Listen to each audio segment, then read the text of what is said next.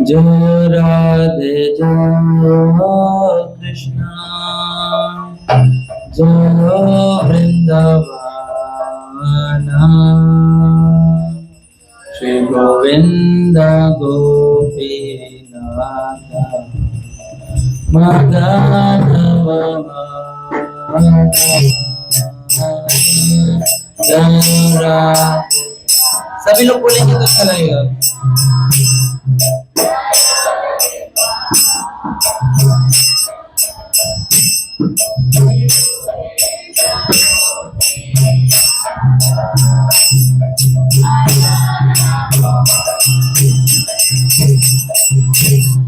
जय राधे जय कृष्ण जय Vrindavan Govind Gopinath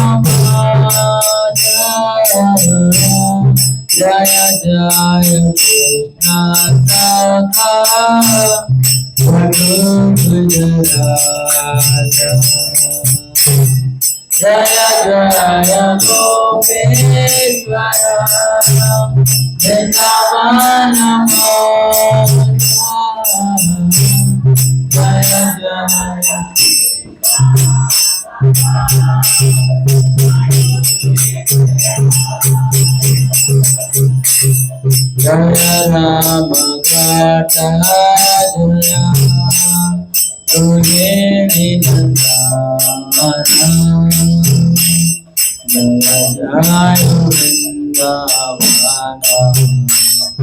Adita Jaya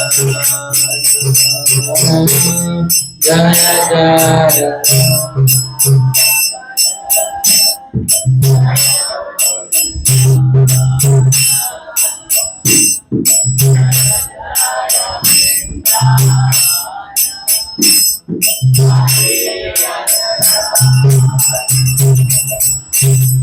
Jaya Guru Jagati Jaya Nagaganyamana Bhakti Vedamara Vaira Govinda Karama Jaya Guru Jagati Jaya Jaya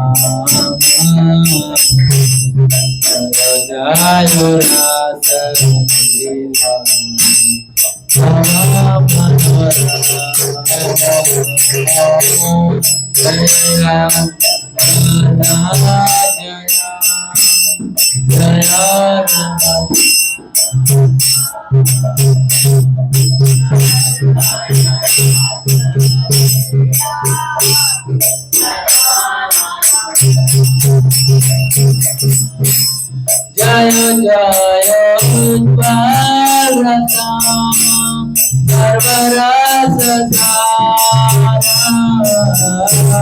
Satya Bhaveda Pradayate Pradara Jaya Jaya Utparata Sarvarasa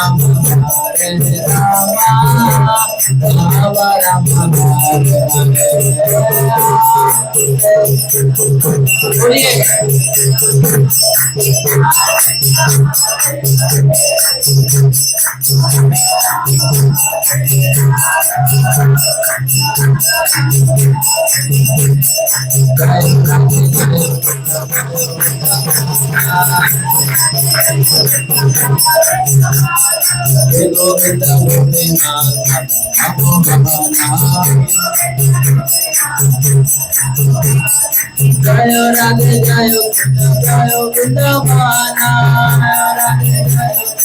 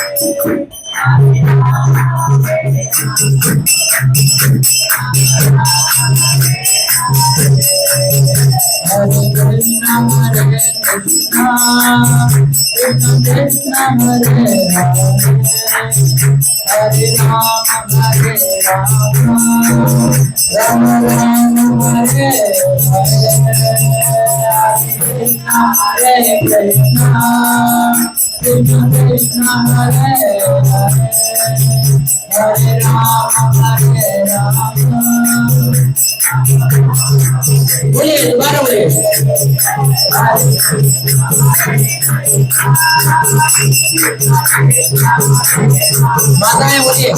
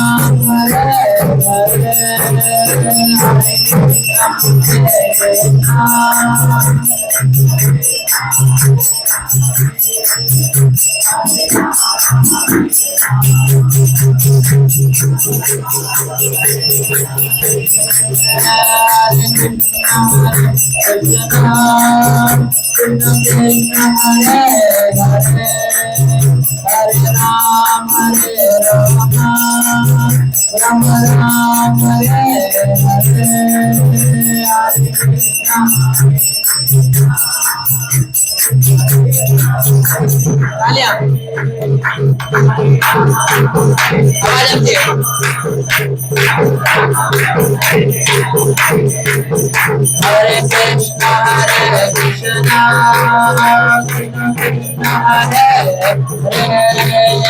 Hare Ram Hare Ram Ram Ram Hare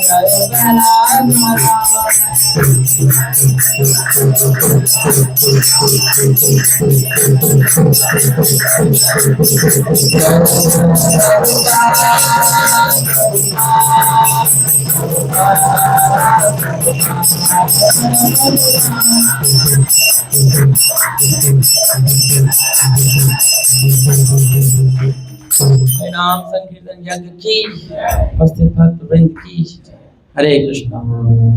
तो एक मंगलाचरण कर लेते हैं, फिर हम लोग आगे स्टार्ट करते हैं आज का विशेष टॉपिक ग्लोरीज ऑफ होली धाम।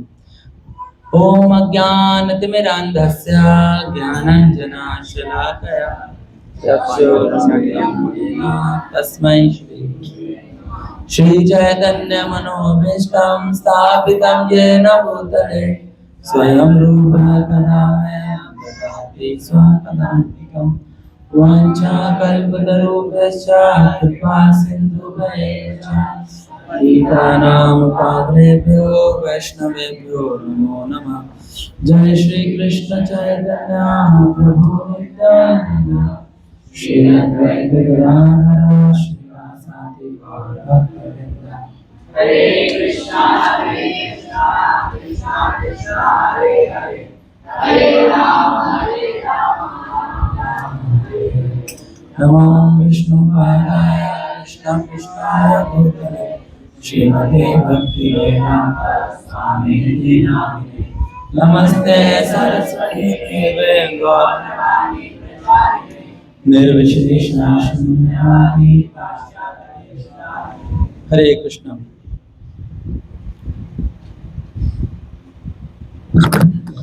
थोड़ा फैन को थोड़ा दूर रखो। तो हम लोग जैसे सीरीज में चर्चा कर रहे हैं पंचांग भक्ति के अंगों, और प्रभु जी ने भी उस दिन बताया था कि टॉपिक था हमारा आज का होली धाम। वैसे कल होना था तो हमने कल पूरा डेडिकेटली श्रील प्रभुपाद को टाइम दे दिया, क्योंकि सारी चीज़ें नहीं हो पाती, आधा या आधा हुआ तो एक दिन एक्सटेंड कर लिया हमने अपने प्रोग्राम को। ये वाला श्लोक जो उस दिन अंतराल ने दोहराया था उसको हम आज दोबारा दोहराएंगे ताकि आपको याद हो जाए कि पंचांग भक्ति का अंग क्या है। ठीक है, मैंने ग्रुप में भेजा था, डिस्प्ले हो सकता है वो, करो डिस्प्ले। ये कम से कम 5 दिन में एक श्लोक तो हमें याद हो जाए, कम से कम छोटा सा श्लोक है। टॉपिक ये श्लोक है, साधु संग नाम कीर्तन भागवत श्रवणा मथुरा वास श्री मूर्तिर श्रद्धाया सेवना साधु संग नाम कीर्तन भागवत श्रवण,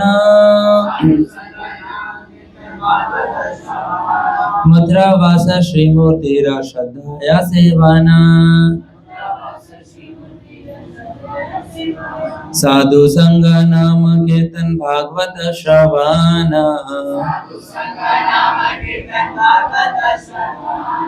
मथुरा वास श्रीमूर्तिर श्रद्धया सेवना। तो हमने साधु संग एसोसिएशन ऑफ डिवोटीज, दूसरा नाम कीर्तन, नाम की हरिनाम का जप, हरिनाम की महिमा, और श्री मूर्ति है ना, श्री मूर्ति श्रद्धा है। तो श्री मूर्ति का हमने भी विग्रह की सेवा, विग्रह किस प्रकार से हम लोग करेंगे। और आज जो है वो मथुरा वास यानी कि धाम, मथुरा मतलब specific, we are Gaudiya Vaishnav, yes या नो। तो आपका जो धाम वृंदावन, मायापुर, जगन्नाथपुरी, गौड़ी वैष्णव, हर एक रिलीजन का एक धाम होता है, पता है आपको? नहीं पता? अगर आप वो होते ना ये वाले, तो आपका हज जाना पड़ता है आपको। यस या no, is not wrong thing, होता है, सबका एक एक अपना धाम होता है ना। बौद्धिस्ट लोगों का बौद्ध गया है ना, जेरूसलम है क्रिश्चियनिटी का, है ना। अपना अपना सबने एक हेडक्वार्टर बना रखा है, क्यों? क्योंकि वो उसको पवित्र मानते हैं। मगर जो सनातन धर्म में कॉन्सेप्ट है होली प्लेस का, भारत में तो, भारत का तो पूरा ही धाम ही पवित्र है ना। इसमें मतलब पूरा हब है होली प्लेसेस का, यस या नो। चलो आपको एक एक्टिविटी देते हैं, इस बीच में से एक लाइन निकालो, इधर हो जाओ, मिक्सअप हो रहे हो, थोड़े आप इधर हो जाओ, थोड़े इधर। तो एक एक्टिविटी निकालते हैं, एक्टिविटी का नाम है कि मैक्सिमम होली प्लेसेस को आपको बताना है। आपके पास 5 मिनट है, आप गूगल कर सकते हैं, डूगल कर सकते हैं। 5 मिनट में आपको मैक्सिमम होली प्लेसेस के नाम बताने हैं, और जो सबसे ज्यादा बताएगा उसके लिए हम विशेष प्रार्थना करेंगे। 5 मिनट शुरू होता है। आप मतलब आप सोच सकते हैं कितने होली धाम हैं, जितने भी आपको काउंटिंग हो रहे हैं, आप जल्दी जल्दी काउंट करो फिंगर काउंट में, 1 2 3 4 5 6, और सबसे पूछा जाएगा कि आपने कितने काउंट करे। गूगल की सहायता भी ले सकते हैं, क्योंकि मैं चाहता हूं कि गूगल को भी सेवा में लगाया जाए, कि मोस्ट ऑफ डिवोटी ढूंढ रहे हैं होली प्लेसेस, तो वो आ जाएगा, पॉपअप आ जाएगा ना। गूगल कैसी होता है ना, ज्यादा सर्च करते तो ऊपर आ जाता है, तो आपने सर्च करा। तो 5 मिनट आपके शुरू हो रहे हैं, हो गए हैं, 1 मिनट हो गया है, नोट लो।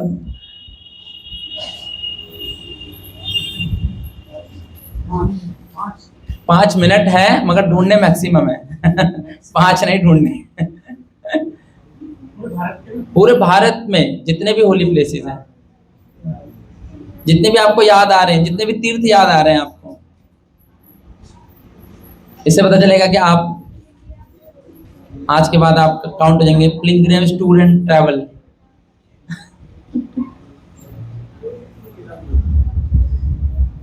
और कोशिश करनी है कि प्रमाणिक ही धाम निकालें, कहीं बागेश्वर धाम निकाल दें। फिर कहोगे जी अविलम धाम भी तो है। इधर नाम है, मगर एक्चुअल में तो कहीं और है ना।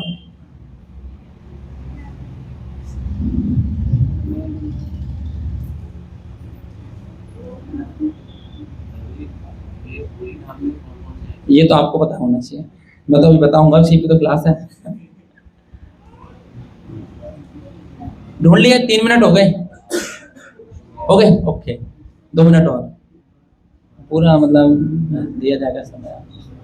ढूंढ लिया आपने? ये देखो कितने अच्छे बच्चे हैं, देखो सब बुक नोट पेन लेके बैठे हैं, आप मोबाइल पेन कॉपी लेके बैठे हैं। आप ही की संपत्ति बनेगी इससे, डिजिटल और दिमाग के डिजिटल हो जाता है।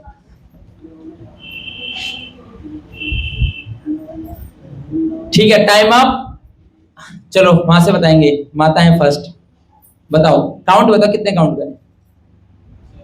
6 7 नहीं, 6 या 7, आगे बताते जाओ जल्दी जल्दी। जिसका टॉप होगा, जिसके ज्यादा होंगे उसी का सुना जाएगा पहले। जल्दी नील, जल्दी बताइए। हैं? अरे ना बताने नहीं, काउंट बताओ तभी तो सुनेंगे।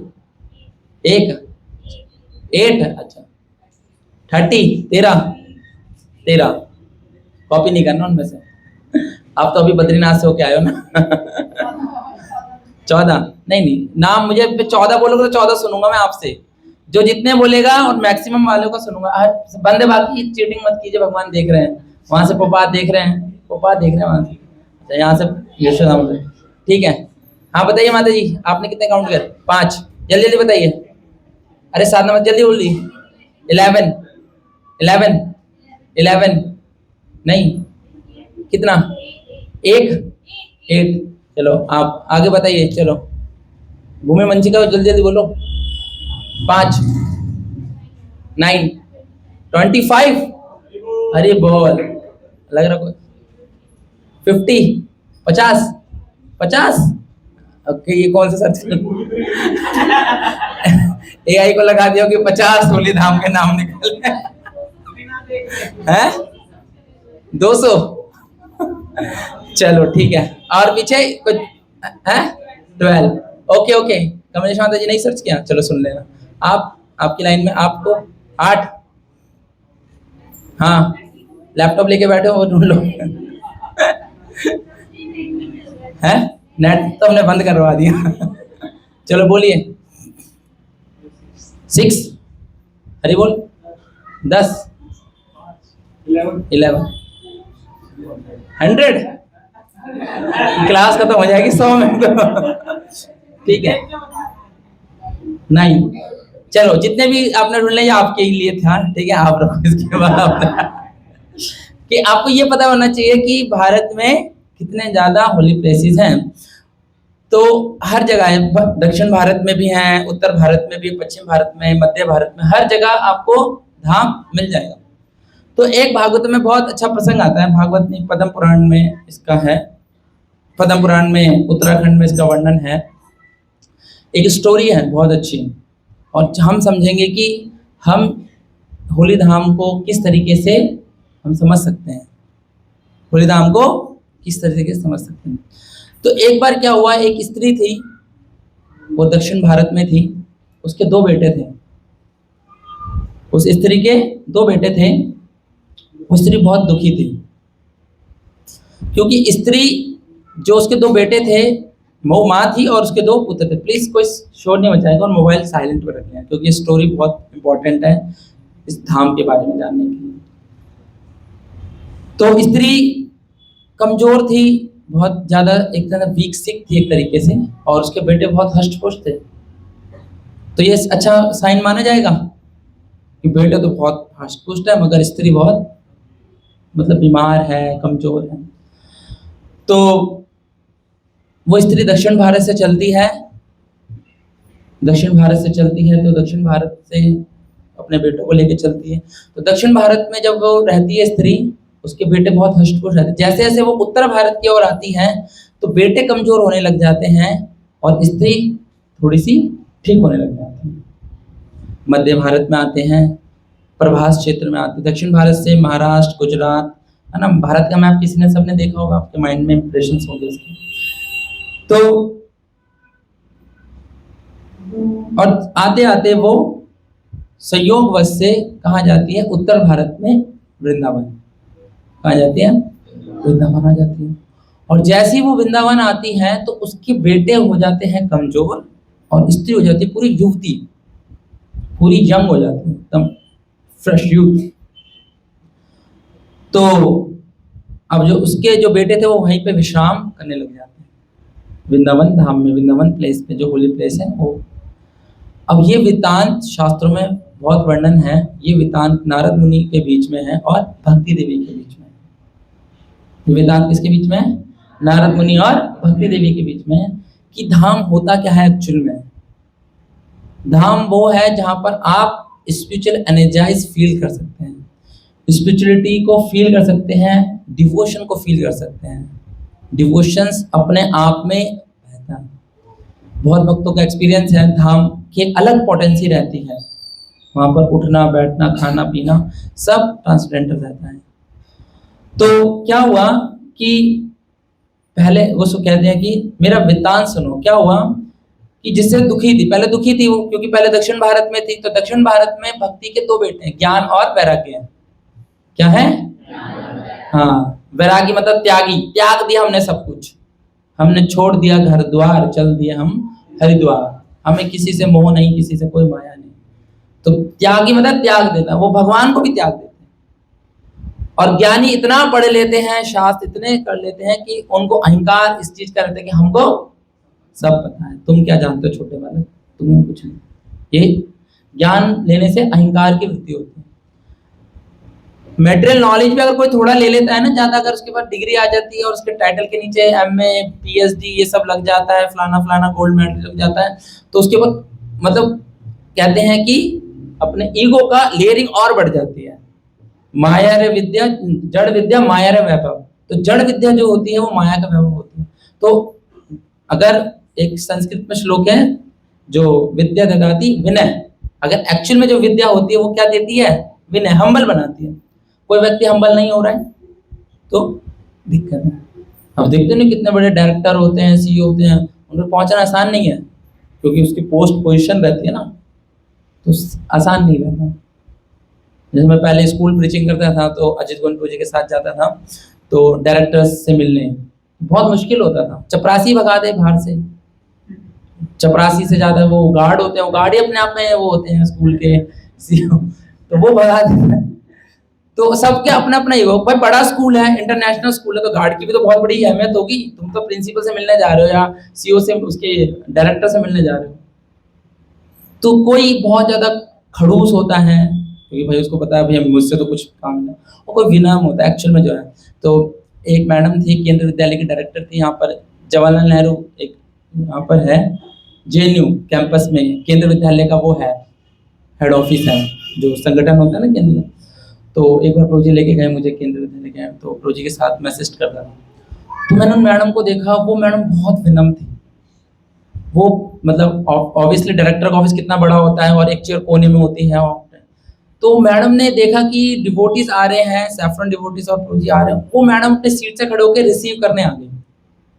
तो मुझे बहुत फील हुआ कि एक्चुअल में पोस्ट और पोजीशन एक अलग चीज होती है और आपका स्पिरिचुअल और डिवोशन एक अलग चीज होता है। ऐसे एक दिल्ली कैंट में एक स्कूल है केंद्रीय विद्यालय, तो वहाँ पर मैं बुक्स के लिए गया था, तो वहाँ पर एक साउथ इंडियन मैडम थी श्रीनिवासन, मैडम बहुत हम्बल थी, है ना। तो वो जब मिला मैं उनसे, तो उन्होंने पूरा स्कूल ही असेंबली, प्रभु जी आप आओ असेंबली में बोलो, प्रभु जी आप सबको जो मुझे बताना चाहते हो ना वो असेंबली में। मेरे पैर कांप रहे, मैंने कहा मैं तो आपसे मिलने आया था। मगर ऑब्वियसली मुकम करोति वाचलम पंगु लंगायते गिरम यत् कृपा तम वंदे श्री गुरुदेन तारणम। फर्स्ट टाइम मैंने एक असेंबली को संबोधित किया, तो मुझे फील हो गया कि ऑब्वियसली जब गुरु परंपरा की शक्ति है तो फिर सामने कोई भी हो तो इससे पता चलता है कि भक्ति एक अलग ही फैक्टर है, एक अलग ही फैक्ट है। तो जब ये स्त्री दक्षिण भारत में थी, तो दक्षिण भारत में भक्ति कम है, ज्ञान ज्यादा है, त्याग ज्यादा है, तो इनको शांति नहीं मिली। मैं द्रविड़ देश में उत्पन्न हुई, भक्ति कहाँ हुई, द्रविड़ देश में उत्पन्न हुई, और कर्नाटक में बढ़ी, थोड़े समय में महाराष्ट्र में रही, गुजरात में वृद्ध हो गई, वहां से चलते चलते आई भक्ति, यहाँ वृद्ध हो गई। फिर मैं भयंकर कलिकाल के कारण पाखंडियों ने मेरे अंग को काट दिया। पाखंडी समझ रहे हो, जो भक्ति का क्या करते हैं, ढोंग करते हैं, जो चीट करते हैं। आए दिन नहीं तो स्कैम आता है कि इन बाबा ने ये कर दिया, उन बाबा ने ये कर दिया, बस भक्ति फिर कोई करेगा। पाखंडी लोगों ने जब चोला ओढ़ लिया भक्ति का, तो फिर तो तहस नहस ही होना है, चाहे किसी भी प्रोफेशनल में हो। मगर धर्म के नाम पे ज्यादा हवा उड़ने लग जाती है। कांडी तो डॉक्टर भी होते हैं, कांडी तो टीचर भी होते हैं, इंजीनियर भी होते हैं, सब होते हैं, मगर उससे भक्ति जहां पर धर्म का आ जाए वहीं पे एक्सक्लूसिव वीडियो तुरंत आ जाती है। तो ये क्या है, तो मेरे दोनों पुत्रों के साथ दीर्घ काल तक मैं दुर्बल हो गई। देव से योग में वृंदावन आई तो उस युग मैं युवती हो गई, लेकिन मेरा शरीर सुंदर हो गया, किंतु कलेशित मन मेरे वाले दोनों पुत्र यहाँ सो गए, वहां विश्राम हो गए। तो धाम में आकर जहां पर भक्ति प्रफुल्लित होती है, जहां पर हम लोग ये पढ़ते हैं, इसमें भी था कि जो हमने अभी ये सॉन्ग पढ़ा, तो अभी हम लोग स्पेसिफिक ब्रिज के बारे में चर्चा करेंगे। बोले बताने तो मायापुर के बारे में भी है, जगन्नाथपुरी के बारे में भी, इतने सारे आपने सोच रहे 100 धाम 50 100 निकाल दिए, सबके बारे में डिस्कस नहीं कर सकते। जो मेन हेडक्वार्टर है ब्रिज धाम, वो उसके बारे में हम लोग होली के धाम के बारे में चर्चा करेंगे। तो व्रज का अर्थ होता है जो मूव करता है, जो क्या करता है, मूव। व्रज, व्रज का मतलब क्या होता है, मूव करे, चलता रहे। तो भगवान जहां जहां चले वो सब व्रज हो गया। आपने यहाँ पढ़ा ना, श्याम कुंड, राधा कुंड, गिरि गोवर्धन, कालिंदी जम, यहाँ ये सब प्लेस ही तो है, मगर ये सब किसमें काउंट होता है, व्रज में। केशी घाट, वंशी घाट, द्वादशा का नाम है ना। इस पॉइंट क्या है, जहां सब लीला कैलो श्री नंद नंदन, जहां भगवान ने लीला खेल ली उसको किस में काउंट कर लिया, धाम में, और खासकर व्रज में, व्रज धाम। तो हमारे गौड़ी वैष्णव के लिए ये व्रज धाम बहुत ही ज्यादा टॉप मोस्ट है, व्रज धाम ही है हमारे लिए, क्योंकि हमारा अल्टीमेट गोल गोलोक वृंदावन जाना है। अल्टीमेट गोल क्या है, कृष्ण स्वर्ग लोक में नहीं मिलेंगे, कृष्ण लोक, ब्रह्म लोक, तप लोक, महल लोक में नहीं मिलेंगे, कृष्ण वैकुंठ लोक में भी नहीं मिलेंगे। कृष्ण कहाँ मिलेंगे स्पेसिफिक, गोलोक वृंदावन। गोलोक नेमनि निज धामनि तले च तस्या देवी महेश हरिधाम श्रुतेषु तेषु ते ते प्रभावन हिता विहिताश्च येन गोविंदमादि पुरुषं तमहं भजामि। तो भगवान सबसे टॉप मोस्ट रहते हैं।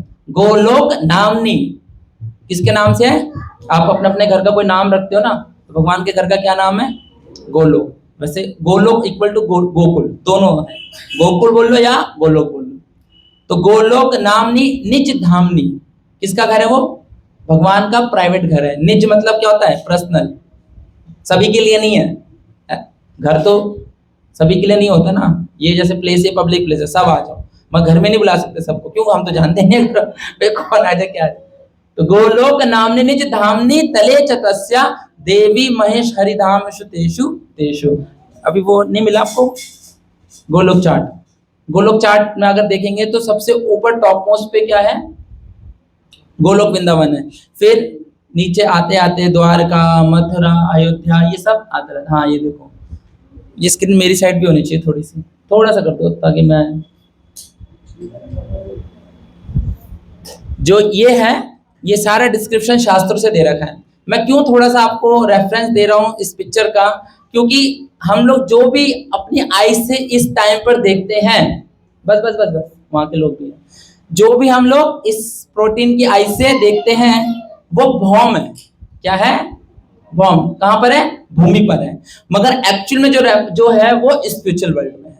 एक्चुअल में कहां पर है, ये नहीं देख सकते, इसका डिस्क्रिप्शन सुन सकते हैं, कानों से हम सुन सकते हैं कि ऐसे ऐसे है शास्त्र में, और ऐसे ऐसे बोलकर हमने ये पिक्चर को, ये पूरे चार्ट को बनाया।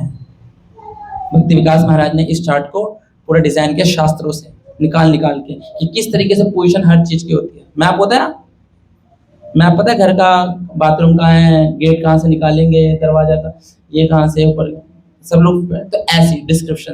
पहले जमीन ही होती है ना खाली, तो ये टॉप मोस्ट ऊपर है। अब नीचे आता है, उसके नीचे ये माधुर्य धाम है, फिर वैकुंठ लोक। अब देखो जितने भी स्टार्स प्लैनेट्स है ना, ये सब वैकुंठ प्लैनेट है। अयोध्यापुरी हो गई है ना, साकेत कहते हैं, साकेत के नाम से जान। और भगवान के जितने भी अवतार होते हैं, जैसे मैं वरा का भक्त हूँ, मैं नरसिंह भगवान का भक्त हूँ, मैं हैग्रीव भगवान का भक्त हूँ, तो हर एक भगवान के अवतार का एक लोक है। क्या है, लोक। जैसे आपका मन करेगा नहीं मैं तो राम जी की भक्ति करूंगा, और राम जी को प्राप्त करें, तो राम जी को शेल्टर कहाँ देंगे आपको, साकेत धाम में, अयोध्यापुरी में। ये आध्यात्मिक जगत ही है, मगर हर एक भक्त की स्पेसिफिक डिवोशन से उसको स्पेसिफिक डेस्टिनेशन मिलती है। तो हर एक वैकुंठ प्लैनेट में एक एक भगवान के क्या है, अवतार। भगवान के कितने अवतार है पता है आपको, 24। कौन बोल रहा है 24? अच्छा, और भगवान के अनगिनत अवतार है। अगर नहीं तो फिर तो 24 ही प्लैनेट होते हैं ना। इतना बड़ा बताया जाता है कि स्पिरिचुअल वर्ल्ड 75% है, मेटल वर्ल्ड 25% है। तो अब मेटल वर्ल्ड ही इतना बड़ा, इतने सारे ग्रह हैं, और सोचो 75 में सिर्फ 24 ही ग्रह होंगे, नहीं ना। तो ये लॉजिक खत्म हो जाता है कि भगवान का ये अवतार अनगिनत है, मगर हमारे लिए समझ के लिए भगवान ने 24 पढ़ लो भाई, तुम्हारे पास 24 का आंकड़ा दे दिया कि तुम्हें इतने इतने पे मैं आया, इतने इतने में, मगर भगवान के अवतार कितने हैं, अनगिनत है है ना। तो इसलिए भगवान हर किसी को क्या देते हैं, अपने धाम में जगह देते हैं। तो अब धाम आध्यात्मिक जगत है, मगर भगवान इस भौतिक जगत में भी आते हैं। तो इस भौतिक जगत में आने के लिए भगवान उस धाम को उतारते हैं। क्या उतारते हैं? इस भौम पे उतारते हैं, जिससे हम लोग देख सके। हमारी आइज अभी ट्रेंड नहीं है आध्यात्मिक चीज को देखने के लिए। यस या नो? हम कोई भी चीज, स्पिरिचुअल चीज, स्पिरिट देख नहीं सकते इन मटेरियल आइज से। थोड़ा ऊपर करके, हाँ। एक आता है अब कैलाश। कैलाश जो है वो आध्यात्मिक जगत और भौतिक जगत के बीच में है। जो शिव जी के भक्त होंगे ना, जो एडवांस भक्त होंगे, ये नहीं है गांजे वाले और सिगरेट वाले, ये नहीं, जो एकदम पक्के एकदम अच्छे भक्त होंगे, टॉप क्लास के भक्त होंगे, हाँ, शिव भक्त, उनको ये कैलाश आध्यात्मिक जगत और भौतिक जगत के बीच में है। तो आध्यात्मिक जगत और भौतिक जगत को एक चीज डिवाइड करती है, वो है विरजा नदी। कौन सी नदी? विरजा नदी। और आध्यात्मिक जगत से जो प्रकाश आता है उसे कहते हैं ब्रह्म ज्योति। दिखा है यहाँ पर ब्रह्म ज्योति, देखो, हाँ, ये पूरा स्पेस खाली रहता है। कोई ब्रह्म ज्योति में लीन होना चाहता है तो भगवान इसको कहते हैं तो यहाँ चला जाए, लीन हो जाए इसमें। किसी को लाइट बहुत पसंद होती है ना, तो जहाँ लाइट में मिलना है तो लाइट में भगवान उसको मिला देते हैं। मगर किसी को भगवान की स्पेसिफिक विग्रह की सेवा करनी है तो भगवान उसे अपने धाम में बुलाते हैं, है ना। हनुमान जी वैकुंठ लोक में नहीं मिलेंगे, हनुमान जी कहाँ मिलेंगे? एक एक भक्त जो स्पेसिफिक डिवोशन परफॉर्म करता है वो कहाँ मिलेंगे? अपने अपने इष्ट के पास मिलेंगे। अब आ जाते हैं यहाँ पर, इधर आ जाओ, और आ जाओ, इस ऊपर करो, वन यूनिवर्स आ जाए। अब ये वन यूनिवर्स हमारा है। ये वन यूनिवर्स क्या है? हमारा। इसके अंदर होते हैं 14 प्लैनेट्स, जिसमें हम हैं मध्य में। ऊर्ध्व गच्छन्ति सत्वस्था, मध्य गच्छन्ति तामसा, है ना। जो ऊर्ध्व के लोग होते हैं उसमें सतोगुण के लोग जाते हैं, तप लोग, महल लोग, जन लोग, स्वर्ग लोग, और नीचे अतल वितल सुतल पताल। जितने बुरे काम करोगे और नीचे धंसते चले जाओगे। कहते नीचे कीचड़ ही कीचड़ है। एक बात, मगर हम लोग मध्य में हैं। हम कहाँ के निवासी हैं? नहीं, हम पृथ्वी गोला के निवासी हैं। हम कहाँ जाएंगे? ऊपर जाना चाहते हैं। तो ये भगवान, ये यूनिवर्स किसके अंडर में है? ये यूनिवर्स है दुर्गा के अंडर में। किसके अंडर में है? माँ दुर्गा के अंदर में, है ना। माँ दुर्गा के एक वेपन होता है, उसे कहते हैं त्रिशूल।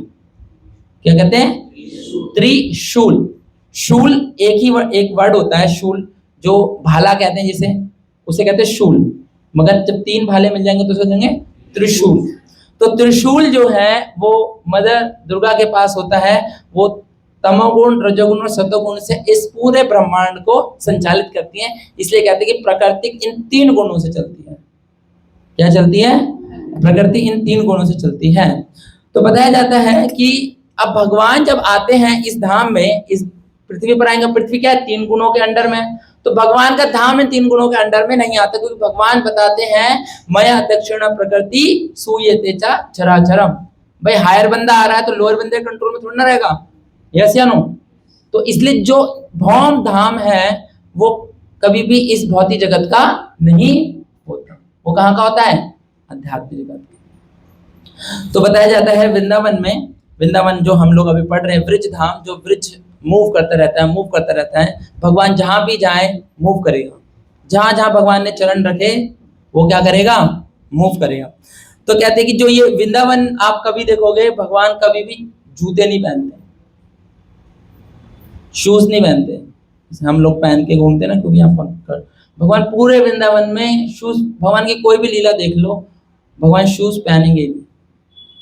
क्यों? क्योंकि भगवान अपना स्पर्श देना चाहते हैं उस धाम को, जो कि कहां से आया है? आध्यात्मिक से। इसलिए जब भगवान ने बोला कि मैं यहाँ जा रहा हूँ लीला करने राधा रानी को, कि तुम भी चलो, तो राधा रानी ने 3 शर्त रखी कि 3 अगर मेरे साथ आप लेके चलोगे तो मैं आपके साथ चलूंगी, नहीं तो मेरा फिर कोई चांस नहीं आने का। तो गोलोक वृंदावन से 3 लोगों को उतारा गया। पहला कौन? किसी को पता है? ब्रज, रज, कहां? ब्रज, डस्ट ऑफ ब्रजा, धूल होती है ना, धूल है, धूल क्यों उतार दिया? वो धूल ही तो धाम है। फिर उतारा यमुना, क्या उतारा?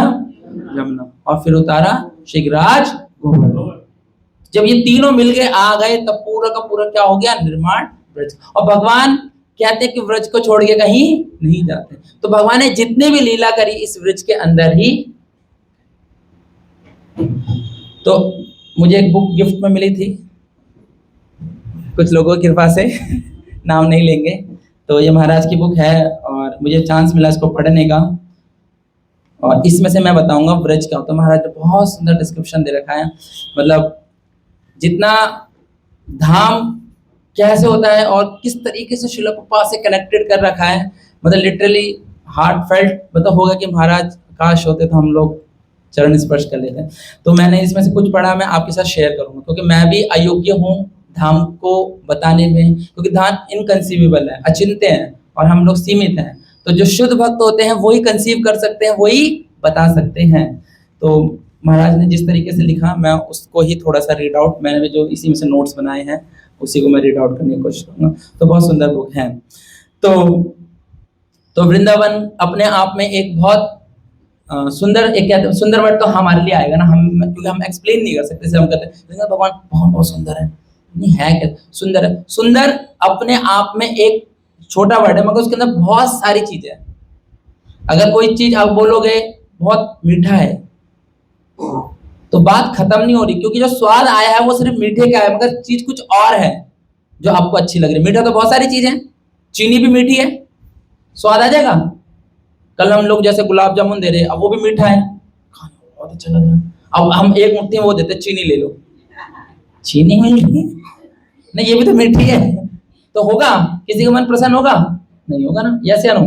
जब गुलाब जामुन बढ़ रहे थे खत्म हो गए, फिर चाशनी बची, प्रभु जी ये भी तो मीठी है, ये भी ले लो। तो मीठा हो सकता है, मगर वो उसके अंदर जो कैरेक्टरिस्टिक्स हैं वो नहीं हो सकती। इसलिए हम लोग सिर्फ भगवान सुंदर बोलते हैं तो ये सफिशिएंट नहीं है, उसके अंदर कैरेक्टरिस्टिक्स होनी चाहिए। क्या कैरेक्टरिस्टिक्स होनी चाहिए? इंग्लिश में है all king the Kings of all seasons. Vrindavan में सारे सीजन्स रहते हैं, एवर प्रेजेंट, हमेशा रहते हैं। ऐसे नहीं कि आज जैसे हमारे यहाँ पर हमेशा नहीं रहते दिल्ली में, है ना, अभी चली गई गर्मी, फिर वसंत चली गई, अभी सर्दियाँ पड़ने लगे, अभी तो कुर्तों में घूम रहे हो, रात को ठंड लगती है, फिर बर्फ। तो यहाँ पर एक मौसम टिकता नहीं है, यहाँ पर सब मेहमान है, सब मेरी बारी आएगी, वसंत जाऊँ मेरी बारी है, मेरी शिफ्ट वाइज चलती है। मगर धाम में क्या है, सब परमानेंट है। फिर कहते हैं कि ग्रीन वेलवेट्स, जैसे मखमल का कपड़ा होता है, देखा होगा आपने सबने, जैसे ये है, ये तो मखमल नहीं है वैसे, ऐसे पूरा ग्रीन वेलवेट यानी कि पूरी हरियाली इस तरीके से फैली हुई है जो कंसीव महाराज ने। फिर क्या है कि जो अलग अलग तरह के फूल हैं, लोटस, अभी हमने एक ही लोटस देखा है, किसने दो कलर के देखे हैं लोटस प्रैक्टिकली? पिंक को छोड़ के, पिंक और व्हाइट, और एक नील कमल होता है, मगर देखा नहीं होगा, वो लिली होती है, लिली अलग होती है और नील कमल अलग होता है ना। लिली जैसा लगता है नील कमल होगा, मगर नील कमल नहीं होता। फिर कहते हैं, और यहाँ पर हमेशा फूल उगते हैं, कौन से ज्यादा उगते हैं? चंपा, चमेली, बेली, जूही और भी फ्रेग्रेंट फ्लावर्स। फ्लावर्स की जो क्वालिटी होती है ना, वो ये कोई फ्लावर अपने में क्वालिटी कैसे दिखाता है? खुशबू से। ये समझ में आ रहा है? अगर आपको ये बहुत क्वालिटी का फ्लावर है, उसकी पंखुड़ी थोड़ा ना छू के देखोगे वो कितना महक रहा है। यस या नो? हाँ। तो वृंदावन में यही फ्रेग्रेंस पूरी ब्रीजिंग तरीके से हवा से चलती रहती थी। तो धाम जो है, हमें उसको एक प्रॉपर मूड से एंटर करना चाहिए धाम को समझने के लिए, क्योंकि ये जो चीज है धाम, ये पर्सनल चीज है। किसकी पर्सनल चीज है? भगवान की पर्सनल चीज है। जैसे कोई पर्सनल आइटम दे दे आपको, ये रख लो, ये टैब रख लो, ये आईपैड रख लो, ये किसी का पर्सनल है, तो आप थोड़ी ना इसको चला के फिराते रहोगे, भाई किसी ने मुझे पर्सनल संभालने की दी। तो धाम क्या है? एक पर्सनल चीज है किसी व्यक्ति की, और जो वो व्यक्ति कौन है? ऐरा गैरा व्यक्ति नहीं है, हमारे इष्ट है, हमारे आराध्य, हमारे भगवान है, जिसने हमें ये धाम दिया है। अब हम उसको लापरवाही तरीके से क्या नहीं कर सकते? यूज नहीं कर सकते। इसलिए हर एक चीज में सावधानी की आवश्यकता है। चाहे आप नाम जप कर लो, चाहे आप सेवा कर लो, चाहे कुछ भी कर लो, अगर जहां पर आपने सावधानी हटी, जैसे आप क्लास में आप बैठे हो, बहुत अच्छी तरीके से बैठे हो, जो ध्यान से सुन रहा है यानी कि वो सावधान है, जिसके कान स्पीकर पे लगे हुए हैं कि एक एक वर्ड क्या बोल रहे हैं, शब्द क्या है, वो सावधान है। जिसका जो बैठा है कहीं और सोच रहा है, मोबाइल चला रहा है, बस क्लास कब खत्म हो जाए, प्रसाद कब बढ़ जाए, दीपदान कब करके घर निकल लूं, वो सावधान नहीं है। क्यों नहीं है? उसको उसको क्लास का फर्क ही नहीं पड़ेगा। जो क्लास से एक उसको फल मिलने वाला है ना, उसकी चेतना में, उसकी संस्कारों में, वो फल नहीं मिलेगा। क्यों नहीं मिलेगा? क्योंकि जब बढ़ रहा था ना तो छलक रहा था। जैसे अमृत मिलेगा पीने के लिए, अब आपको सावधान रहना पड़ेगा ना। जहां अमृत टपका जा रहा है, इधर हाथ नहीं इधर रखेंगे तो अमृत यहाँ गिर जाएगा, इधर पर इधर आ, तो ये क्या हो गया? असावधान हो गए। जैसे कभी गाड़ी में आपने पानी पिया होगा तो बहुत मुश्किल से पी पाते हैं ना। कभी तो आंख में आ जाता है पानी, होता है। नाव में तो और मुश्किल होती है। तो अलग अलग आपको स्टेबिलिटी चाहिए, यानी कि हर चीज में आपको स्वीकार करने के लिए आपको सावधान होना पड़ेगा। इसलिए हमारे वैष्णव में एक कहावत है। क्या कहावत है? सुनोगे? सावधान साधु सावधान। साधु को सावधानी रहना चाहिए, क्योंकि जहां सावधानी हटी, क्योंकि जहां इतना अच्छा नॉलेज मिल रहा था, इतने सारे पॉइंट्स थे और हम लोग कहीं और मस्त थे। तो इसलिए वृंदावन में एंटर लेने के लिए इसलिए प्रॉपर मूड होना चाहिए।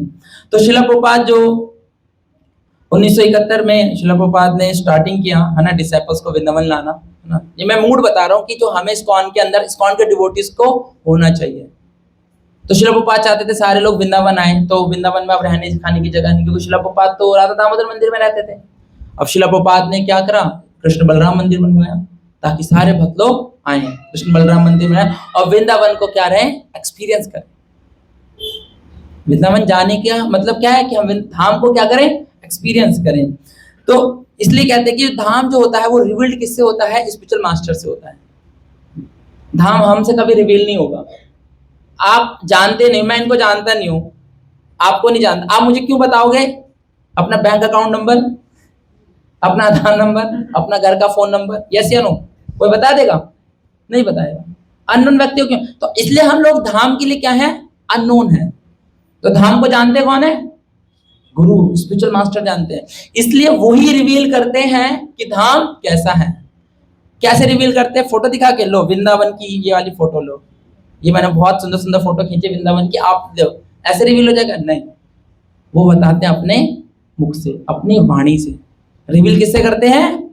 अपने मुख से, अपने वाणी से। तो इसलिए कहते हैं कि शिला प्रभुपाद अपने परपट में बताते हैं, क्या कहते हैं? कि जो स्पिरिचुअल पोटेंसी होती है वो स्पिरिचुअल पावर से ही निकलती है। स्पिरिचुअल पोटेंसी यानी कि कोई शक्ति है, जैसे बिजली है, बिजली की तारों से निकलेगी, कोई कपड़े सुखाने वाली तार से थोड़ी ना जाएगी। तो ये भी तो तार है। अरे भाई, ये तार दूसरी है, काम दूसरा करता है। यस या नो? समझ गए? कि कोई व्यक्ति अगर आध्यात्मिक शक्ति को दे सकता है तो कौन होगा? जो आध्यात्मिक शक्ति को रखता होगा। तो इसलिए धाम भी उसी के माध्यम से रिवील हो सकता है जो धाम का होगा। तभी कहते हैं कि जो मुक्त आत्माएं होती है वो कहां से आती हैं? धाम से आती हैं, गोलोक से आती हैं। नॉर्मल हम लोग नहीं बता पाएंगे कि धाम क्या है, इसलिए वो बता पाए। जैसे कोई अमेरिका गया और अमेरिका जाके बताएगा अमेरिका में ये है वो, हम अमेरिका नहीं गए मगर हम भी तब यकीन कर लेते यार, क्यों? हम तो कभी गए नहीं अमेरिका। क्यों यकीन कर लेते? क्योंकि वो गया है, वो गया है और हम पे पूरी उस पर श्रद्धा भी है कि हाँ ये बंदा तो गया था, मैंने देखा था, इस पे वीजा पासपोर्ट इतने दिन रुका भी था।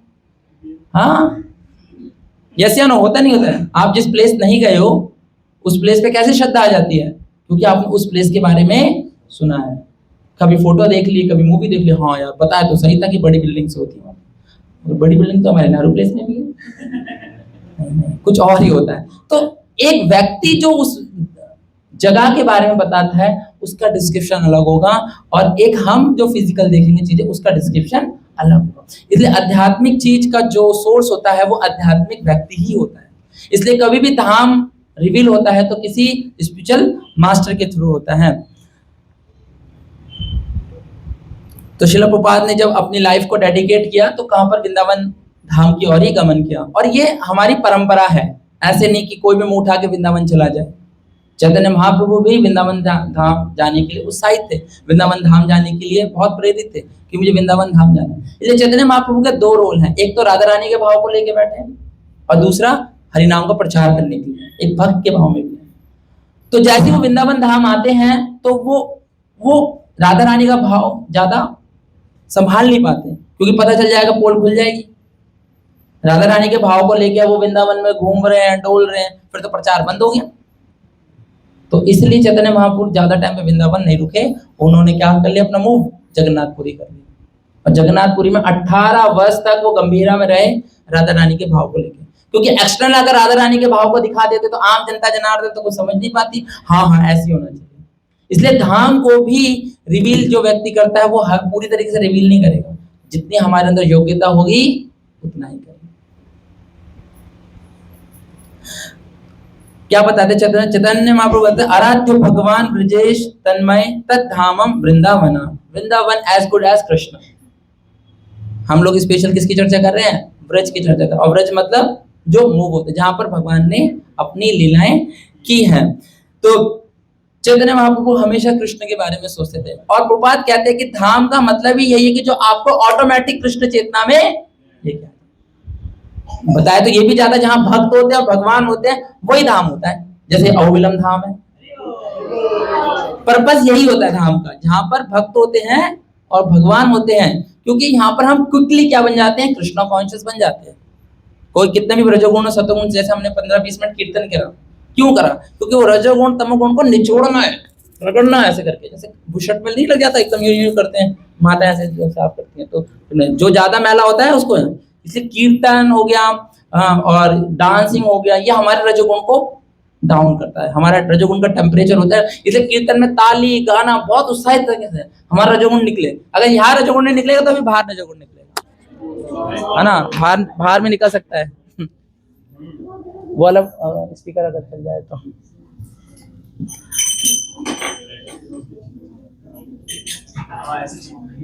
ये हम पे विशेष कृपा है या सभी पे हो रही है? ठीक है, कोई दिक्कत नहीं, बस दिखना चाहिए।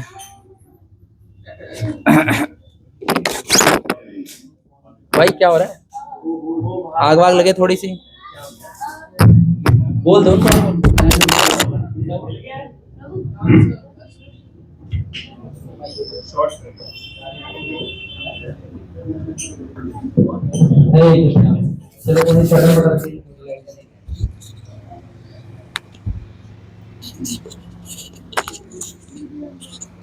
इधर लगेगा। तो ग्लोरी ऑफ धाम, रूप गोस्वामी ने भक्ति रसामृत सिंधु में बताया है कि जो भी धाम को ट्रैवल करता है, इज नॉट ए यात्रा का स्थान नहीं है कि हम तो घूमने जा रहे हैं। धाम यात्रा का स्थान नहीं है। धाम जो होता है वो आपको टच करेगा, आपकी आध्यात्मिक अनुभूति को टच करे।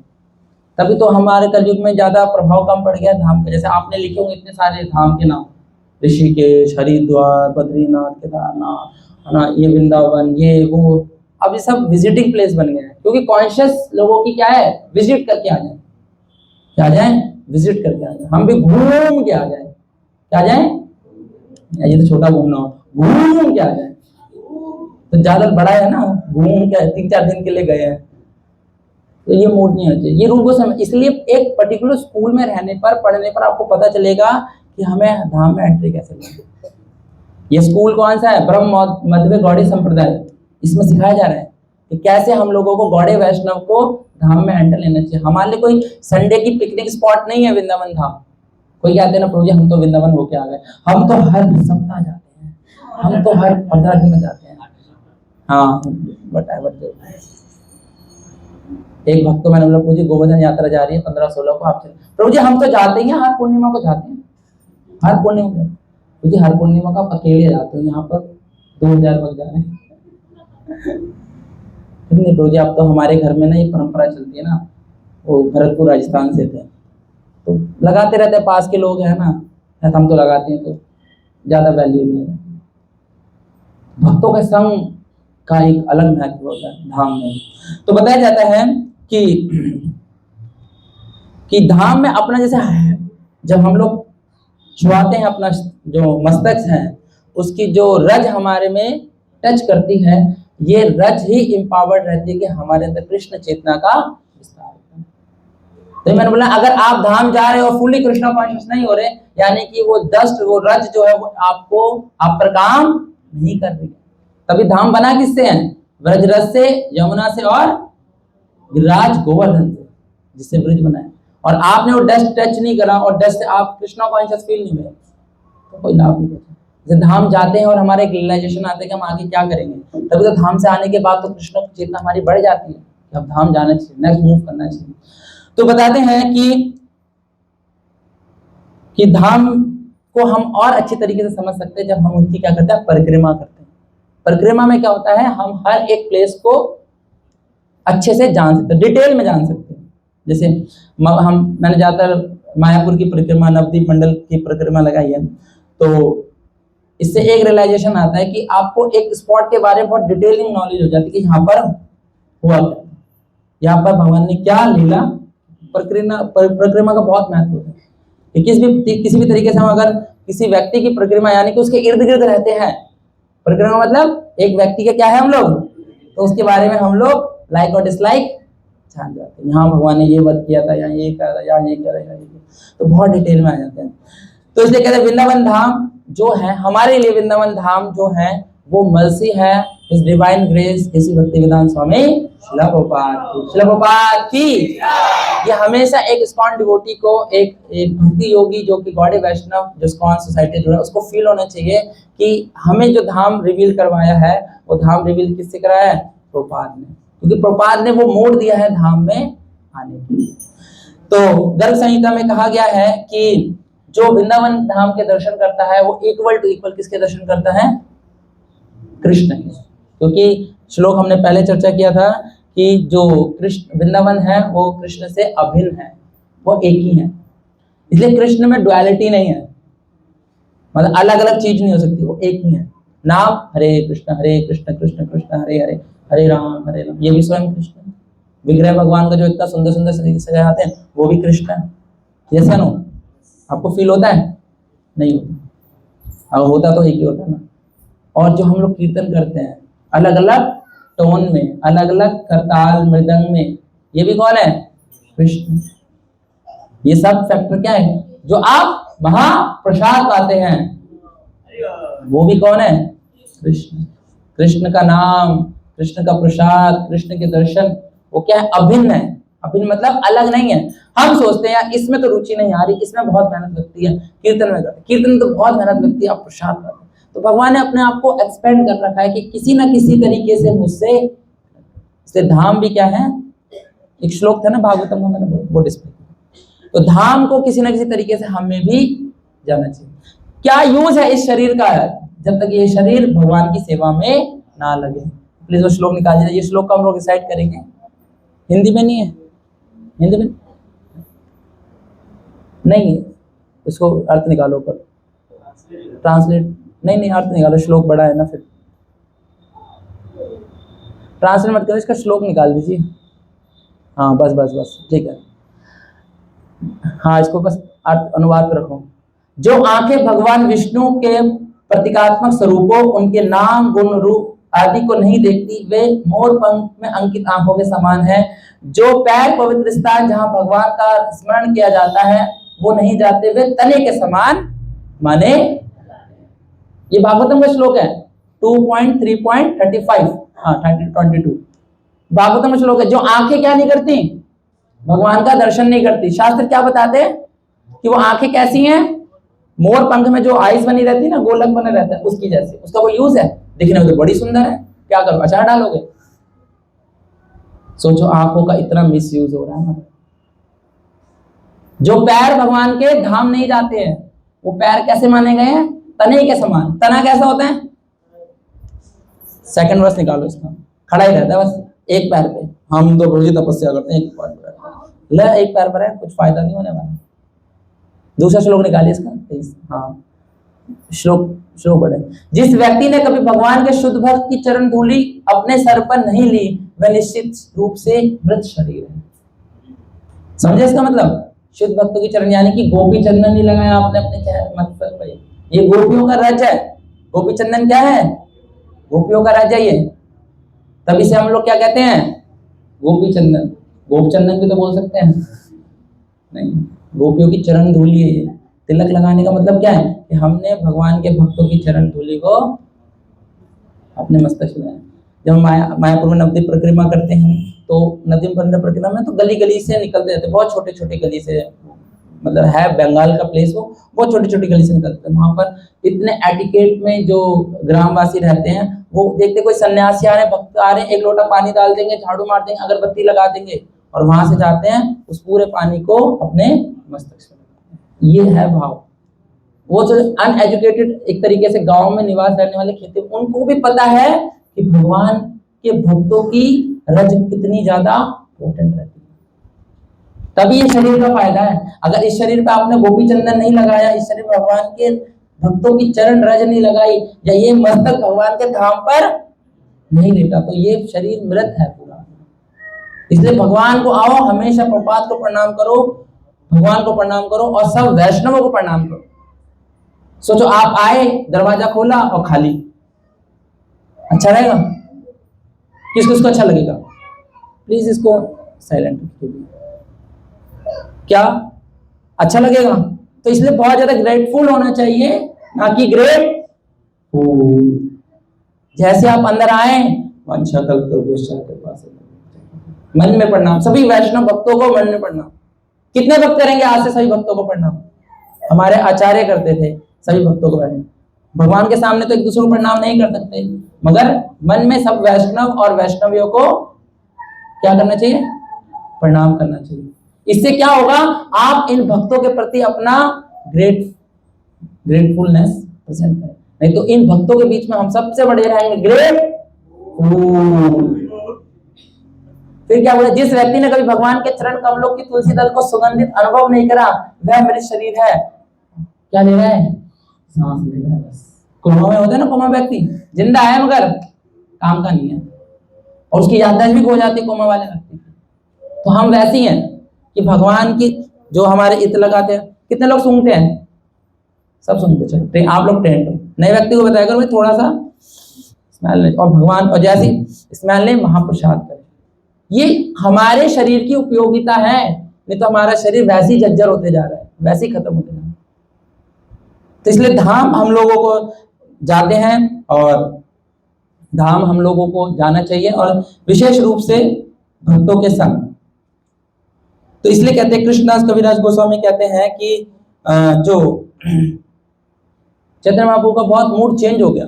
वृंदावन जब विजिट किया उन्होंने, राधा कुंड श्याम कुंड को निकाला, तब उनको पूरे राधा भाव का स्मरण हो गया। क्या होता है धाम जाने से?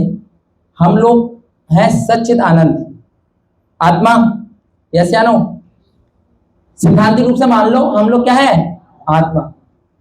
और हम भगवान को भूल चुके हैं। हम क्या चुके हैं? है ना? अब कुछ याद नहीं आ रहा, मगर जब व्यक्ति को पुरानी चीजें याद दिखती रहती हैं तो उसको हाँ जाना है। तो धाम हमारा आध्यात्मिक घर है। जितना हम धाम भक्तों के संग में जाते हैं तो हमें याद आने लगता है। तो धाम वो प्लेस है जहां पर हमारी याददाश्त वापिस आ सकती है।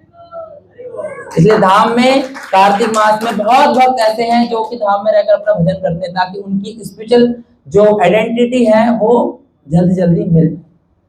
तभी मथुरा वास क्यों बोला गया है, धाम वास क्यों बोला गया? धाम में रहने पर हमारी स्पिरिचुअल आइडेंटिटी, अभी हमारी आइडेंटिटी हमारे आधार कार्ड से लिंक है, हम वही मानते हैं जो हमारी गवर्नमेंट ने दे दिया, वही सो एंड सो है हम लोग।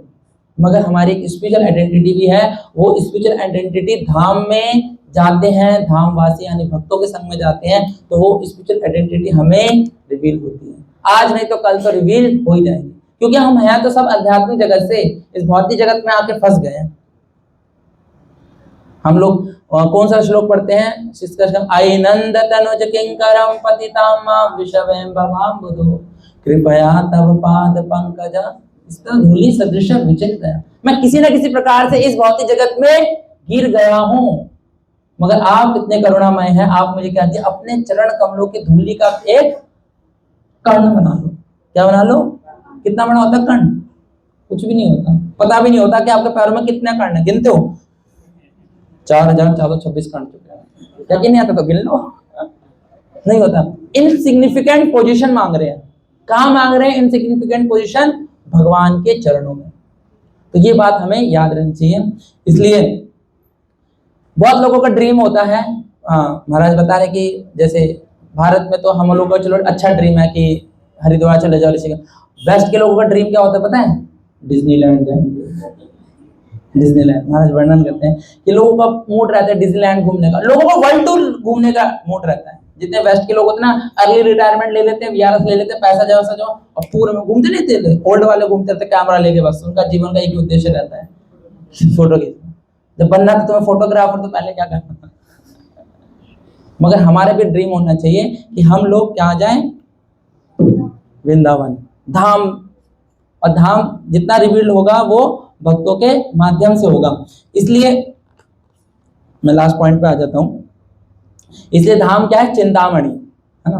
चिंतामणि प्रकर सत्म सुकल्प वृक्ष रक्षावृतेश सुरभिरभिपालयन्तम लक्ष्मी सहस्त्र सत्र संभ्रम सेतमान गोविंदमादि पुरुषम तमहं भजामि।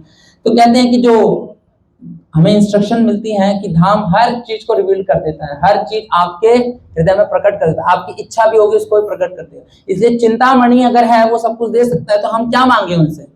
धाम से क्या मांगे? एक भक्त क्या मांग सकता है धाम में? एक भक्त होने के नाते हमारी क्या डिजायर होनी चाहिए भगवान के लिए? कौन बताएगा? कुछ भी मांग सकते हो भगवान के लिए, तो कुछ भी मांग सकते। भगवान में रुचि और बढ़े। और बोलिए, कुछ नहीं मांगना भगवान के लिए भी कुछ नहीं मांगना। मैं तो भगवान आपके लिए मांगता ही नहीं हूं, मगर आपके लिए भी नहीं मांगूंगा। मैं निष्काम भक्त हूं। मैं आप अपने तो मांगता ही नहीं हूं, मगर आपके लिए मांग के हो, आपके तो सब कुछ है ही ऑलरेडी। ये नहीं होना चाहिए। हमारी जो डिजायर होनी चाहिए भगवान को सर्व मोर सर्व मोर सर्व मोर, हमें भगवान की और सेवा करनी है। एक भक्त हमेशा इसी लालसा में रहता है, इसी उद्देश्य में रहता है कि मुझे भगवान की सेवा किस प्रकार से मिल जाए, कैसी भी सेवा मिल जाए। सेवा में कोई भी वो नहीं है, डिस्टिंग्विश नहीं है कि ये सेवा करना है वो सेवा करना है। इसलिए ब्रिज में भाव ये रहता है, हर वृंदावन के भाव का रहता है कि कृष्ण को किसी न किसी तरीके से मैं क्या कर सकूं? प्रसन्न कर सकूं। इसलिए धाम जाने का मतलब यही है। मैंने पढ़ा तो बहुत था मगर बोल नहीं पा रहा क्योंकि समय भी कम हो चुका है इतना, है ना। बोलूंगा तो फिर 9 बज जाएंगे इसमें, और हमारे भी गौराती दामोदर भी है। तो वृंदावन धाम का पर्पस है कि हम किस प्रकार से कृष्ण को क्या कर सकते हैं और प्रसन्न करें, ना कि हम वृंदावन जाए और हमें कैसे प्रसन्नता मिले। ये भाव वृंदावन का भाव। देखो, धामवासी बनने का पर्पस ही यही है कि धाम में रहना है तो किसकी खुशी के लिए रहना है? भगवान। जो भगवान की खुशी के लिए धाम में नहीं है वो धाम में रह नहीं सकते। इसलिए बहुत दिल्ली के सेठ वेट जो भी जितने भी लोग हैं ना, खरीद लेते हैं फ्लैट मकान दुकान खरीद लेते हैं, मगर वो मरते अपोलो हॉस्पिटल में आके। ये है क्यों? क्योंकि धाम एक्सेप्ट नहीं करता ना। समुद्र में कूड़ा फेंकते हैं, समुद्र बाहर फेंक देता है। समुद्र में कितना कूड़ा डालो सब किनारे पे आ जाता है। ऐसा ना समुद्र की गहराइयों में चला जा रहा है, मैंने एक बोतल डाला वो गहराई में चला गया। नहीं, जितना कूड़ा डालोगे समुद्र बाहर फेंक देता है। इसलिए आप कभी नेट पे सर्च करना, ऐसे बहुत सारे कोस्टल एरिया जहां पर लाखों टन कूड़ा है, क्योंकि नेचर वो सारा कूड़ा बाहर वापस। ऐसी धाम, जो धाम सिर्फ उन व्यक्ति के लिए होता है जो भजन के लिए जाते हैं, ना कि भोजन के लिए। भोजन मतलब पैसे वैसे कमाना है, रहना खाना। रहने खाने वालों के लिए धाम नहीं है, एंटरटेनमेंट के लिए धाम नहीं है, इंगेजमेंट के लिए धाम है, एनलाइटमेंट के लिए धाम है। जितना हम एनलाइटमेंट फील करते हैं, हम धाम धा रहे हैं, कीर्तन कर रहे हैं, भक्तों के साथ वृंदावन के दर्शन कर रहे हैं, कोई भी और भी धाम, हम स्पेशल ब्रिज के बारे में चर्चा कर रहे हैं, तो ये आप अपनी कॉन्शियस में लेके आएंगे तभी वो धाम आपको कुछ थोड़ा सा रिवील करेगा। ले अंश ले ले, क्योंकि मैंने पहले ही बताया कि धाम हमारे लिए क्या है? अननोन है, और अननोन व्यक्ति अपना कोई भी पर्सनल डिटेल आपको नहीं बताएगा। इसलिए जिसने जो बता दिया सुन लिया। श्रील प्रभुपाद जैसे राधा दामोदर मंदिर में रहते थे, वृंदावन से आने के बाद श्रील प्रभुपाद जब संन्यास लेके वहां भी चले गए, अमेरिका भी चले गए, श्रील प्रभुपाद कहीं वृंदावन को नहीं भूले। श्रील प्रभुपाद लिखते अपनी राइटिंग में लिखते हैं कि मैं अभी अकेला बैठा हूं और मेरी तबीयत थोड़ी ठीक है, मगर मुझे वृंदावन धाम की याद आ रही है। और सबसे अच्छा एक और क्या चीज है कि हम वृंदावन धाम में हमेशा रह सकते हैं यदि हम श्रील प्रभुपाद के मूड के शेल्टर में रहें। महाराज बताते हैं कि मुझे बहुत तकलीफ होती है कि मैं धाम को छोड़कर बाहर जाता हूँ, मगर मैं बाहर जाता हूँ तो मैं सिक्योर क्यों फील करता हूँ? क्योंकि मैं प्रभुपाद के मूड के शेल्टर में हूँ। क्योंकि श्रील प्रभुपाद ने जब न्यूयॉर्क में क्लास दे रहे थे तो श्रील प्रभुपाद इनिशियल स्टेज में वृंदावन के बारे में बताते थे कि वृंदावन ऐसी जगह है जहां पर आप जाते ही कृष्णा कॉन्शियस हो जाओगे। बहुत इनिशियल स्टेज पर 69 में ही 67 में बताते थे कि मैं वृंदावन ऐसी जगह है जहां पर आप, हमें तो कृष्णा कॉन्शियस बनने की प्रैक्टिस कर रहे हैं ना, मगर वृंदावन में तो ऑलरेडी सब लोग कृष्णा कॉन्शियस हैं। वृंदावन में ऑलरेडी कृष्णा कॉन्शियस है। प्रभुपाद कहते थे कि ऐसी जगह है जहां पर हमें बिना प्रयास के हम लोग वो भक्ति स्वाभाविक मिल जाती है, भक्ति यंग हो जाती है हमारी। जैसे वो स्टोरी सुनाई थी ना शुरू में कि भक्ति आके वृंदावन में यंग हो जाती है, यही रीजन है, स्वाभाविक भक्ति बढ़ जाती है। इसलिए हमारी चेष्टा होनी चाहिए। इसलिए श्रील प्रभुपाद पूरे वर्ल्ड में टूर कर लिया मगर वृंदावन को नहीं भूला। वृंदावन को हमें कभी भूलना है क्योंकि वो हमारा क्या है? इटर्नल प्लेस है, हमारा शाश्वत घर वही है। देखो अभी हमारा मन नहीं कर रहा भगवान के भगवत धाम जाने का, अभी हमारी रुचि हमारे घर में, परिवार में, पैसे में, रुपये में, हमारे करियर में कहीं ना कहीं हो सकती है, मगर सोचो 100 साल बाद, 100 जन्मों बाद कभी तो रुचि आएगी भगवान में। अभी आप कुछ सुन रहे हो, चलो ठीक है, बोलने तो बोलना है, इनका तो काम है बोलने का, मगर आपको एक टाइम याद आएगा, अगले जन्म में, अगले से अगले जन्म में, 200-150 करोड़ जन्म के बाद याद आएगा धाम जाना। कुछों की डिजायर अभी भी होगी धाम जाने की, यस या नो? तो इनको एक रात में थोड़ी ना चिंगारी लगी है, वो तो चल रहा है अनंत काल से उनका। अब कुछ जीवात्मा इतनी परिपक्व हो गई हैं तो वो धाम जाने की तैयारी कर रही है। अभी हमारे अंदर कोई रुचि नहीं है, चलो बोल रहे हैं, बोलने तो सुन रहे हैं, हाँ धाम चल देंगे हम भी, हाँ जाके आ जाएंगे, मगर जो जा रहा है वो अलग। इसलिए जाते तो सब एक ही बस में है मगर रियलाइजेशन सबका अलग अलग रहता है। जैसे हम हर चीज में रियलाइजेशन लेते हैं ना, तो आप बताइए माता जी आपको क्या लगा? हमें तो खाना प्रसाद अच्छा लगा, हमें तो बोटिंग अच्छी लगी, है ना। एक से पूछा रियलाइजेशन कि आपको कैसा लगा वृंदावन? वृंदावन में मुझे बहुत अच्छा लगा, इतने पुराने पुराने मंदिर देखकर जिसमें सफेदी नहीं हो रही थी ये कैसा रियलाइजेशन?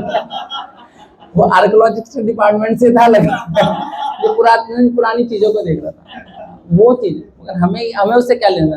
किसी भक्ति भगवान का श्रृंगार अच्छा लगा, किसी को वैष्णव सेवा अच्छी लगी, किसी बहुत अलग अलग रियलाइजेशन। क्यों? हर व्यक्ति अपने भक्ति के अनुसार चीजें रिसीव करता है।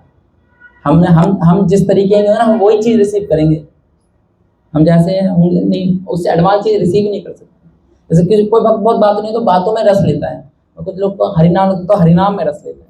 तो धाम हमें अपनी शेल्टर देता है यदि हम लोग स्पिरिचुअल शेल्टर के अंदर जाते हैं। इसलिए हम लोग धाम को कभी भी मिस ना करें, दिल्ली में रहकर भी। इसलिए प्रभुपाद के जितने भी डिसाइपल्स थे वो जहां जहां गए उन्होंने धाम खोल दिया, क्योंकि जहां भगवान है, जहां भक्त है, वो धाम। और यही काम तुम्हें धाम में करना है। सो जहां आप बैठे हो, ये अहोबिलम धाम पलाग जो मानो यही हो वृंदावन, क्या कर लोगे? वही आपको मंगल आरती करनी है, वही आपको दामोदर अष्टकम गाना, वही सब कुछ, और वो चीज धाम में हो रही है। बस धाम में हो रहा है कि बहुत एक्साइटमेंट के साथ हो रहा है, बहुत पावरमेंट के साथ हो रहा है, मगर यहाँ पर थोड़ा संघर्ष करना पड़ता है, क्योंकि यहाँ रजोगुण ज्यादा है। दिल्ली के अंदर क्या है? दिल्ली मुंबई सिटीज में क्या है? रजोगुण ज्यादा है। धाम मायापुर चले जाओ, सब कुछ स्मूथली, सुबह जल्दी उठ जाओगे, जल्दी सो जाओगे, इतना एनर्जेटिक फील करोगे। और धाम का अपना एनर्जी है, वो तो है ही। मगर हम लोग धाम से अगर हम बाहर हैं, मगर देखो हम कितने सौभाग्यशाली हैं कि हम लोग बस धाम से 120 किलोमीटर की दूरी पर है। लग तो कोसी से ही जाता है, वृंदावन का ब्रिज जहाँ जहाँ भगवान ने विचरण किया वही ब्रिज है, कोसी से ही लग जाता है, बल्लभगढ़ से भी लग जाता है। मगर सोचो जो विदेशों में है, अमेरिका, साइबेरिया, हर जगह, वो कैसे लोग प्लान करते हैं, वो सब मानसिक रूप से पूरे साल। मैंने सुना था एक बार मायापुर में कि पूरे साल रशियन लोग पैसा जमा करते हैं 1 महीने के लिए मायापुर धाम आने के लिए। मगर हम तो क्या है, घर की मुर्गी दाल बराबर है, हमारे अंदर वो भाव नहीं है ना। मगर विदेशों में जो रहते हैं, देखते हैं, सुनते हैं, जो यहाँ से महाराज लोग जाते हैं, प्रचार करते हैं, कितने ज्यादा इंस्पायर्ड होके आते हैं। एक बार मैं तो मायापुर हर साल जाता हूँ, मैं धाम के बारे में बता दूं, मायापुर और वृंदावन इज नॉट डिफरेंट, है ना। तो एक बार चाइनीज पूरी टोली आई, पूरी अफ्रीकन टोली आई, मतलब कुछ मतलब नवदीप मंडल की 25वीं वर्षगांठ थी, है ना, सिल्वर जो। तो हर देश से आए थे इतने सारे भक्त, चाइनीज भक्त आए, रशियन भक्त आए थे, अफ्रीकन भक्त आए थे, हर कोई अपने अपने पंडाल और स्टॉल्स को लगाए हुए थे। तो देखने से लगता है कि महाप्रभु की ग्लोरीज कितनी है। तो हम लोगों को ना समझना चाहिए कि पृथ्वी पे आप इकलौते नहीं हो कि जो भक्ति के अंगों का पालन कर रहे हो। इसलिए इस चीज का कभी भी आप अभिमान ना करें, हाँ हम आते हैं सेंटर और हम भक्ति करते हैं तो क्या हो गया। बहुत लोग करते हैं और हमसे अच्छी करते हैं। आप हमेशा ये समझ के चलो कि जो भी भक्त है हमसे श्रेष्ठ है। क्या समझ के चलना है? जो भी भक्त है हमसे, चाहे नया क्यों ना हो, मगर वो हमसे श्रेष्ठ।